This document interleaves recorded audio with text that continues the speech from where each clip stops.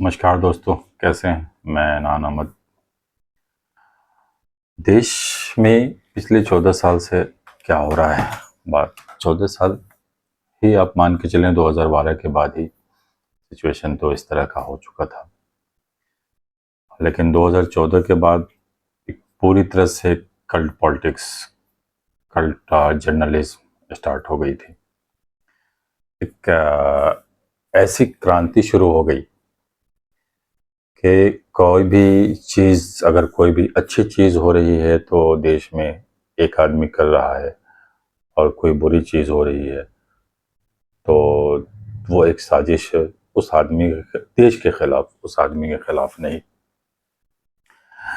इसी कड़ी में अभी अभी एक नई बात निकल कर आई है नॉर्वे में, जहाँ मीडिया दुनिया के नंबर वन मीडिया की फ्रीडम में नॉर्वे जो है दुनिया की नंबर वन कंट्री है, और इंडिया में जो है वो 157 नंबर पे मीडिया वर्ल्ड वाइड आता है फ्रीडम में।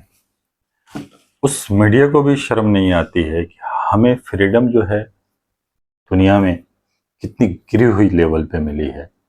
वो उस मतलब गुलामी को एंजॉय करता है मीडिया। जो मेन स्ट्रीम मीडिया आज के दिन है, उस गुलामी को ही अपनी आज़ादी समझ के एंजॉय करती है। हर शाम एक नई चीज़, एक नई तारीफ का पुलिंदा लेकर बैठ जाती है टीवी स्क्रीन पे। अभी 2-3 दिन नॉर्वे में हुआ कि एक वहाँ की जर्नलिस्ट जो थी, पीएम मोदी से सवाल किया, और पीएम मोदी बेचारे सर झुका के निकल लिए, क्योंकि पीएम मोदी को जो है वन साइडेड वो स्पीकर हैं, टू वे स्पीकर नहीं है वो, उन्हें कन्वर्सेशन नहीं आती है वन वे।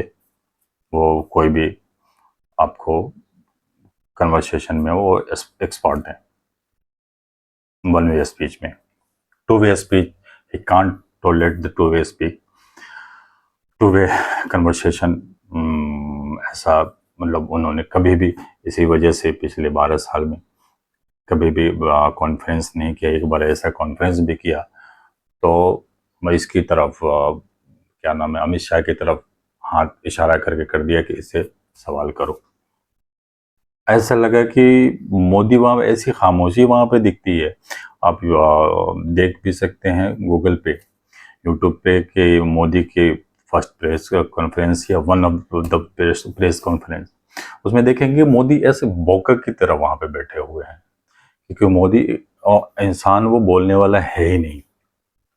तो ये चीज़ दिखी, और वही चीज़ नॉर्वे में भी दिखी है कल परसों। तो ये तो जब वो दिखी तो पूरी दुनिया में एक हाक मतलब बदनामी फैल गई देश कि भारत के प्रधानमंत्री जो हैं एक लफ्ज़ मीडिया का जवाब नहीं दे सके। तो वो सवाल उठना ही था। तो फिर जो ऐसे जिस तरह से होता है इतिहास में, पिछले 12 साल के इतिहास में, कि कुछ भी मोदी पे सवाल हो तो वो देश पे सवाल बन जाता है, और वो बीजेपी की आईटी सेल, और आईटी सेल से बढ़ के जो विरोधी मीडिया आज के दिन में है वो उतर जाती है फील्ड में लेकर, कि देश के खिलाफ साजिश हो रही है। वही साजिश के कड़ी में जी मीडिया ने, बेचारे ने ये न्यूज़ चलाया कि ये सवाल था या साजिश थी, और उसको जोड़ दिया। फिर अंजना ओम कश्यप, जो ओम मोदी भी अपने आप को कहती है, उसने भी फिर सोच कि ये सवाल नहीं, ये साजिश है देश के खिलाफ, मोदी के खिलाफ नहीं। मोदी से कोई सवाल अगर करे तो वो देश के खिलाफ है, मोदी के खिलाफ नहीं है। मोदी कोई अच्छा काम कर रहा है, वो देश नहीं कर रहा है, वो मोदी कर रहा है।